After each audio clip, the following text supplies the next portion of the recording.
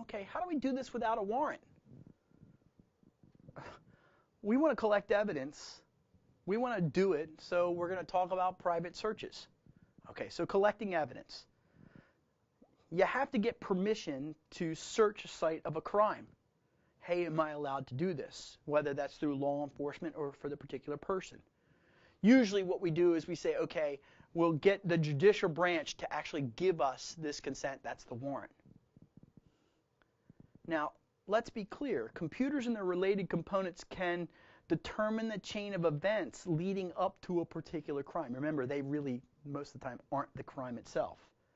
And they provide the evidence required for a conviction in a lot of cases. So we really want this evidence. If a person with authority has voluntarily consented to the search, it's perfectly allowed. Now, the way the officer of the law may phrase that may seem, like it's a normal, natural thing. And you may go, oh, I'll give up that right. For instance, there's a knock at your door. Who is it? Now, the person on the other side, if they're an officer of the law, has to say, this is the police. They have to identify themselves. If there's a knock at the door and you open the door, you have consented at that moment in time. Don't open the door. The officer can't come in unless they go get a search warrant. You have voluntarily consented when you open the door. You have to look at that line that has been drawn there. You may be tricked into doing that, or you may feel like you've been tricked into doing it based upon the verbiage that's offered up to you. Now, they can say, you know what? In certain situations, we don't need a warrant. If they believe that the destruction of evidence is imminent, they can go in and they can say, hey, look, he's flushing the drugs down the toilet. So they can burst in because they hear the toilet flushing, right? They could stop that. Or there's public danger. Now, you see in a lot of crime shows out there where the two officers of the law are standing outside the door and they say, you hear that? I heard somebody scream. Public danger. Is that true? Does they really do that? I don't know. We'll never know about that. But they know about that, and they're officers, and they're supposed to be held up to that. Private searches are a little bit different.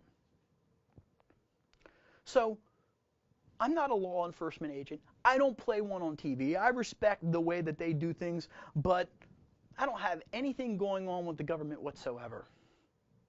I'm a computer repair technician. I can do searches. It's possible for me to do that. As a computer repair technician, here's the kind of the fine line. What happens is you take your computer, you bring it to me, and I'm sitting down and you say, hey, fix my computer. And I look through it and I'm going through the files and I find illegal activities. I document all of that stuff. This is all the things that I found. And then I pick up the phone and I call the officers. And I say, hey, I found evidence of these things on this computer.